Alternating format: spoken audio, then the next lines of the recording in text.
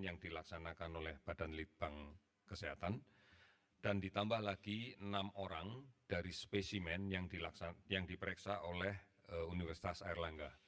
Sehingga total saat ini adalah 172 kasus, di mana kasus meninggal tetap 5. Penambahan terbanyak adalah dari Provinsi DKI, kemudian dari Jawa Timur, kemudian dari Jawa Tengah, dan juga dari Provinsi Kepulauan Riau. Secara umum kondisi yang dirawat sudah membaik dan kemudian beberapa pasien yang kemarin sudah kita laporkan di awal, sudah ada 9 orang yang dinyatakan sembuh dan bisa pulang. Dan masih ada beberapa orang lagi yang insya Allah dengan pemeriksaan kedua, karena pemeriksaan pertama yang dilaksanakan hari ini dan kemarin sudah negatif, maka kita tinggal menunggu interval 2 hari lagi untuk kita laksanakan pemeriksaan dan apabila ini negatif juga maka sudah bisa dipulangkan. Terkait dengan permasalahan rumah sakit, kemarin sesuai dengan arahan yang disampaikan oleh Presiden bahwa 109 rumah sakit milik TNI, 53 rumah sakit Polri, dan 65 rumah sakit BUMN sudah siap juga untuk melaksanakan rawatan penderita COVID-19. Beberapa rumah sakit swasta juga berpartisipasi di dalam kaitan ini. Salah satu di antaranya adalah Rumah Sakit Pertamina Jaya. Ini mendedikasikan seluruh tempat tidurnya untuk kasus COVID-19. Demikian juga rumah sakit swasta yang lainnya yang tersebar di Jakarta dan sekitarnya. Dari 172 kasus ini memang yang terbanyak adalah di DKI. Kita memaklumi bahwa pintu gerbang di DKI, pintu gerbang masuk negara di DKI cukup besar.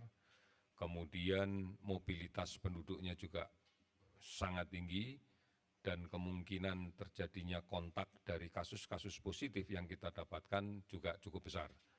Ini adalah bentuk dari tracing yang berhasil dilaksanakan oleh jajaran Dinas Kesehatan DKI yang dibantu oleh unsur kepolisian dan pemerintah daerah setempat untuk melakukan kontak tracing.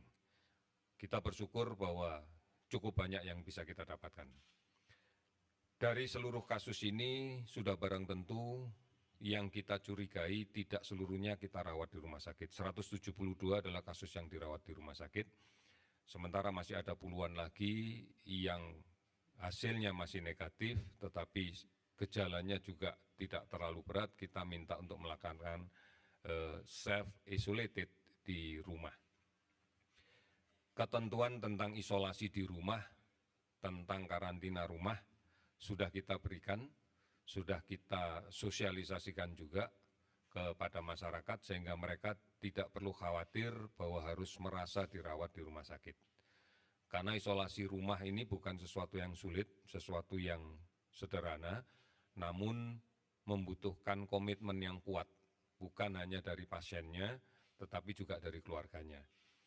Karena pasien ini harus menggunakan masker selama melaksanakan isolasi rumah, kemudian dia harus menjaga jarak, atau sering disebut sebagai social distance dengan seluruh anggota keluarga yang lain yang ada di rumah, kemudian tidak menggunakan alat makan, alat minum bersama, cukup istirahat, asupan gizinya cukup, dan kemudian juga menjaga betul untuk tidak kontak dekat tanpa perlindungan dengan keluarga, anggota keluarga.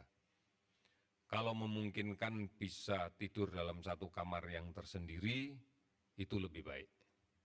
Namun bukan menjadi sesuatu yang mutlak. Ini yang kita lakukan di dalam kaitan dengan bagaimana kita mencoba untuk melaksanakan kegiatan-kegiatan di dalam kaitan dengan isolasi sendiri.